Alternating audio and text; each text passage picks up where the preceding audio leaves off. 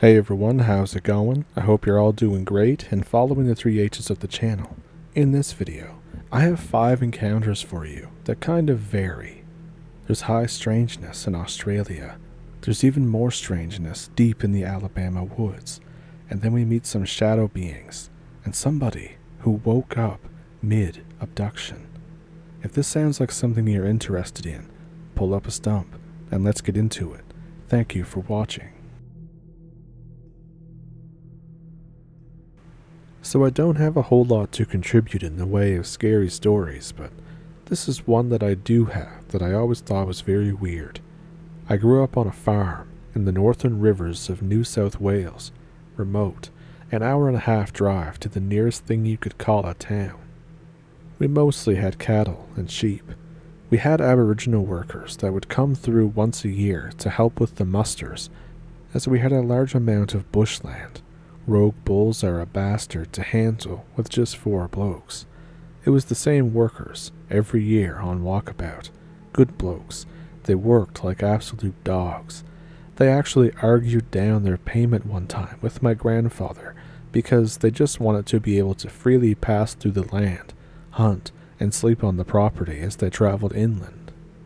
I was 15 at the time of this story. My brother was 13.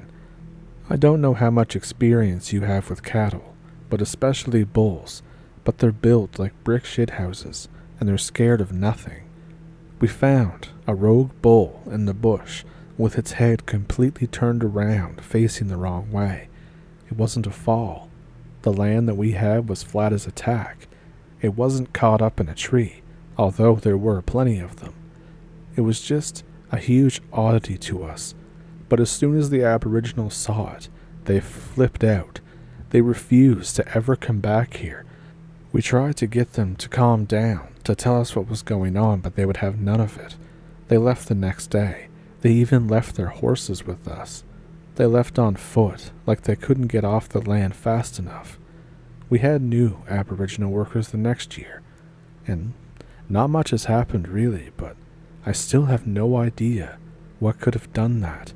Especially to a bull that big.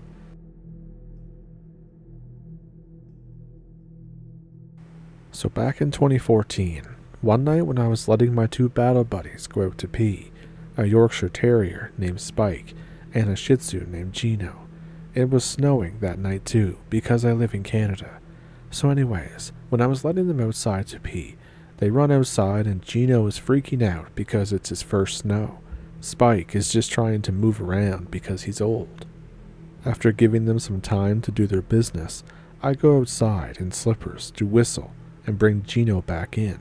We have lots of coyotes that frequent my backyard, so I usually don't let the dogs do much out there at night. I keep whistling, and then I hear something, a whimper bark. I go outside and Gino is somehow stuck in the trampoline netting. The netting is in a circle, and he has somehow gotten trapped out there. I go out with only a hoodie, sweatpants, and slippers to go get him out of it. I bend down to get him, and I get this really weird feeling, like it was a trap, like he was put there, and I'm being watched. I try and push it out of my head as I take Gino into my arms and carry him back toward my door, which is also closer to the fence, which is also close to this really dense forest that's behind my house. As we get closer to the door, he starts freaking out, whimpering, and trying to squirm out of my arms. I grab him closer, and I put him back in the house. I head to the door, and I hang just outside of it. I call for Spike and look for him, but my left eye is blinded by my outside lights. I cover my left eye with my hand so I can try to see better. And I see this humanoid shape that's putting its hand on my fence while partially behind a tree. It's staring at me. My heart drops into my stomach, and I felt really, really cold all of a sudden.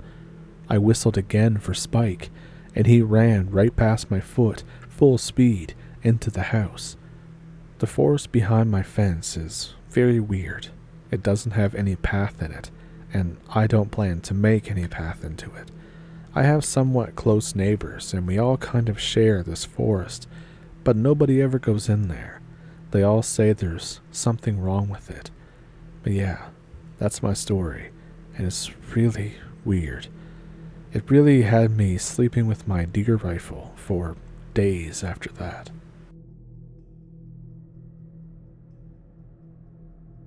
So this all took place back in 2008. I was 16 years old. I loved to be in the woods and hunt all the time, so I knew all the sounds and sights of the woods.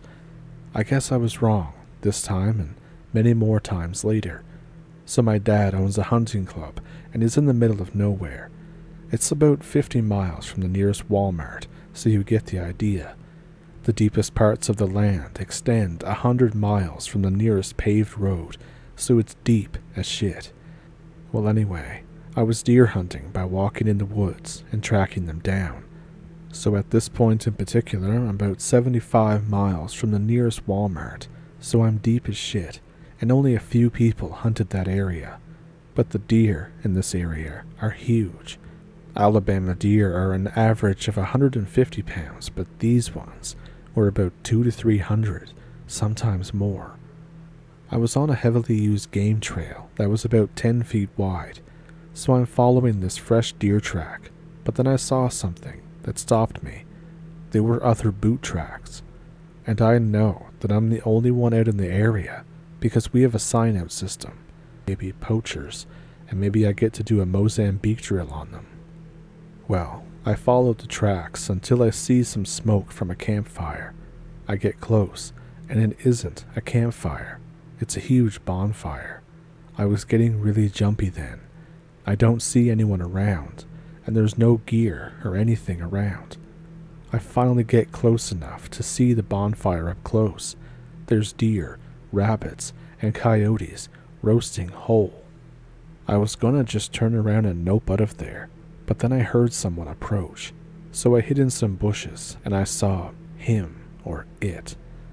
This beast was a man with tattered clothes, wearing a deer skull with the blood of fresh kills. He saw me and yelled at me in some language that I've never heard before or since. Then he ran to the bonfire and started to throw the burning logs everywhere, and at that point, I just noped out of there because the woods started to burn. A forest fire ensued, and the fire and the beast slowly chased me out of there. I ran faster than I ever did back to my truck, but just as I got to my truck, the beast looked down at me from a ridge line with fire behind it. It or he yelled at me once more until I took off in my truck. I got back, and one of the members that hunted that area asked me if I saw anything because I looked shaken. I told him that I'm not going back there. He asked me if I saw it. I told him I did, and he said that he hasn't gone back either.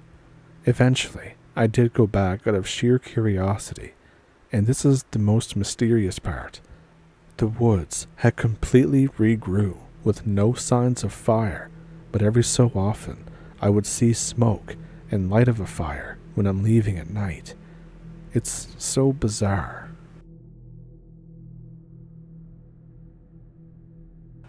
I've had a few supernatural, spooky experiences due to the girl that I used to be married to at the time.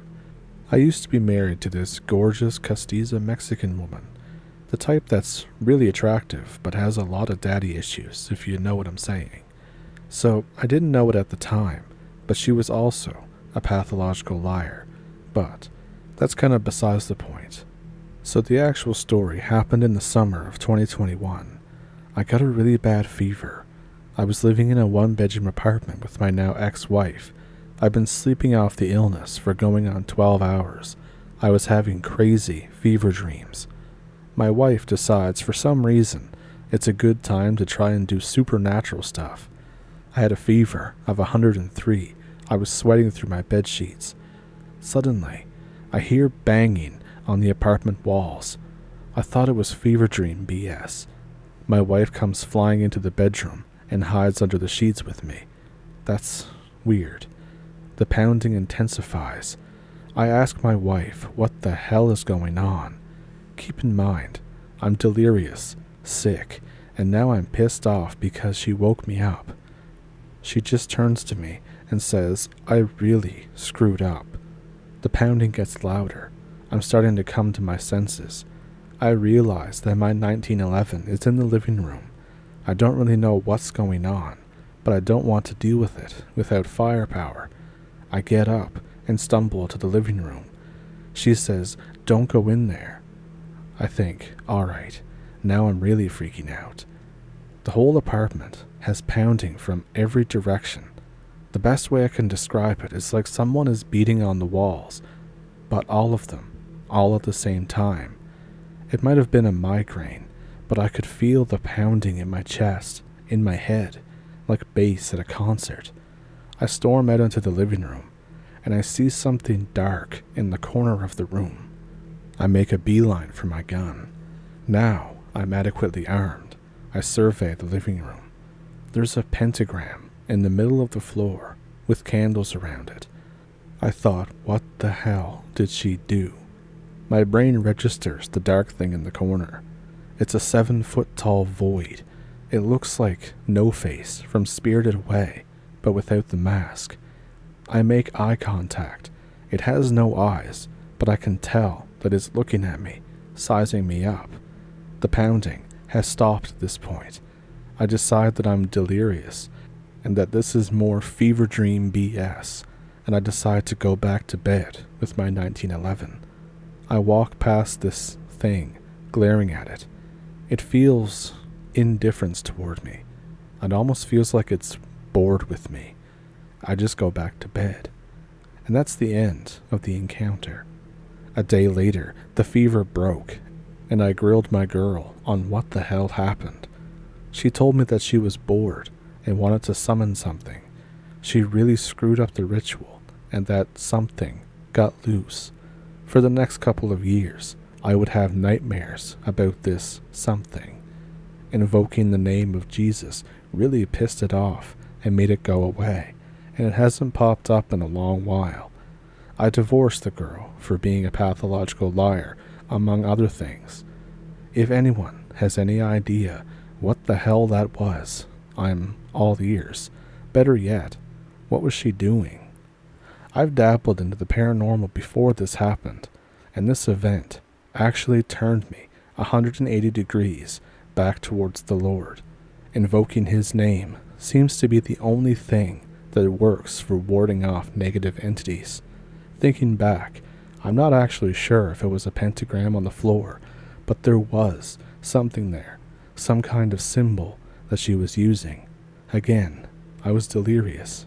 The memory is a little bit fuzzy.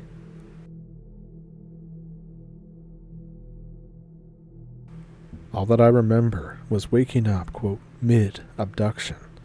Imagine that you wake up from sleeping after a night of drinking, and you don't remember where you were before. You just see where you are now. That's exactly how it happened. I woke up, standing in my own hallway, in my trailer home. I was overwhelmed with the emotion of fear, but I did not know why or what was happening. My body was mostly paralyzed and frozen in place while I was standing. I looked at my feet and then at my hands, and I noticed that my hands were on the side of a door in my hallway with my fingers clutched to the side of the door, as if I was being pulled from behind. I turned my head around slowly, and I saw this guy, who was my height, maybe just a few inches taller than me. I was 12 years old at the time, living near Santa Fe, New Mexico. He had a huge head that looked like a praying mantis's head. He had 2 humongous eyes. I couldn't see a mouth or a nose or anything that I remember. He didn't have any ears, just a huge white head and huge eyes. He was wearing a black cloak, not tight-fitting, and he had his hands outstretched like he was trying to grab me. He had 3 fingers on each hand, possibly 4, but definitely not 5. His fingers seemed weird, and he moved very little. As soon as I locked eyes with this person, it felt like someone punched me. As soon as my eyes locked with his, I became more paralyzed, and I began to forget what was happening. I looked away as fast as I could, and then I never looked back for about an hour. After I turned my back to him, he was standing between me and my room. I was standing between him and the kitchen. We were both standing in a very narrow hallway in my trailer home. My fingers were clutched against the railing of a door that we lovingly called the middle room of our home. I could feel myself being pulled back by what felt like a strong magnetic force, like being pushed back by the wind. I could fight it. It wasn't a lost cause. I could struggle. As soon as I stopped looking at him, my memory slowly started to come back. I thought, where am I? And why am I here?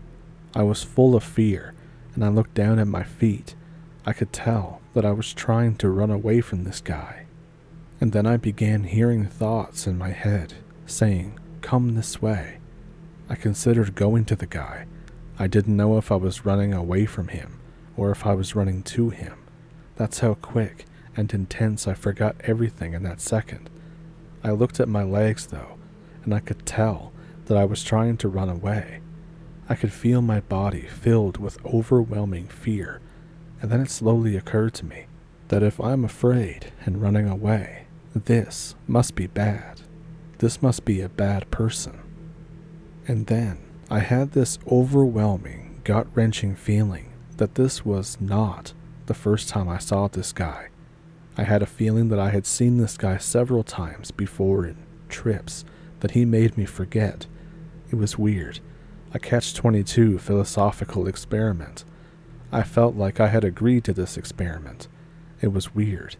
Like we had this discussion before, that he could talk to me and I could go on trips with him, but only if I agreed to have my memory wiped every time. But these were not good experiences. I was so filled with terror that I knew that this had to be bad. I thought that maybe this was all a dream. I tried so hard to wake up. I desperately wanted to wake up. It was at that moment that I realized that I had fallen asleep inside the middle room and not in my bedroom that day. I thought, maybe if I can pull myself back into the middle room, I can find my body lying there, and I can jump back into my body and kind of wake up. I struggled for more than 30 minutes. My fingers were aching and my legs were hurting. It did not feel like sand, and I did not have weaknesses. I had my full strength, and I was struggling the entire time there. I was slowly, finally able to pull myself maybe 6 inches closer. I was able to pull my body into the doorframe. To my shock, my body was not lying there. I kept pulling myself forward down the hallway and grabbed the side of my kitchen refrigerator. It is at the end of the hallway going into the kitchen. I grabbed it desperately and kept pulling forward. After a short while, I became overwhelmed with fear. I began screaming at the guy behind me. I didn't look into his eyes, but I screamed at him. I begged him. I pleaded and cried and screamed and begged for my life. I was a slobbering mess and begged him to please stop torturing me. My fear and pain slowly turned into anger. I began disparaging the guy. I said, "Why are you doing this to me?" I demanded that he leave me alone. I said things like, "What gives you the right to do this to people?" I asked if he thought I was some kind of animal, or that I didn't have emotions and free will. But those are not the exact words. I spoke in a combination of screamed words and thoughts, but it was mostly thoughts that were experienced. He only spoke back to me in thoughts. As I waited there, he stood emotionless and didn't say anything for a very long time. I didn't know if he was trying to save me or if he was trying to hurt me. I still don't. After maybe an hour or more of struggling, I pulled myself into the kitchen, and I could see the front door was wide open in front of me. I don't remember if I saw people outside or not. I can't remember exactly anything beyond this. It was at that moment that I surrendered. I gave up, and I hoped to not remember any pain. The next thing I knew, I woke up in the bed in the middle room. I remember waking up first. and then only after several seconds passed did I open my eyes. I pretended that I didn't remember anything. I walked slowly out of the room, and I said out loud, "What a weird dream." I went to the windows and looked outside and couldn't find anyone or anything nearby. I stared at the sun coming through the blinds for a long time, and I could almost feel the guy still in the hallway there. I slowly went back to bed and pretended like nothing happened. When I woke up again, I just kept on like nothing had happened. Those encounters were definitely bizarre and terrifying. If you liked the video, then feel free to like and subscribe. If you have a story of your own, you can send it to the email in the description. Down there as well are ways to donate to the channel, a PayPal and a Patreon. On here on YouTube are memberships and super thanks. Otherwise, you can still watch the video, comment on it, like it, subscribe, favorite, tell all your friends, and all that stuff, and it's free, and it helps the channel grow. So with all of that, I thank you for pulling up a stump with me. I thank you for watching, and I hope to see you on Friday. Have a good week.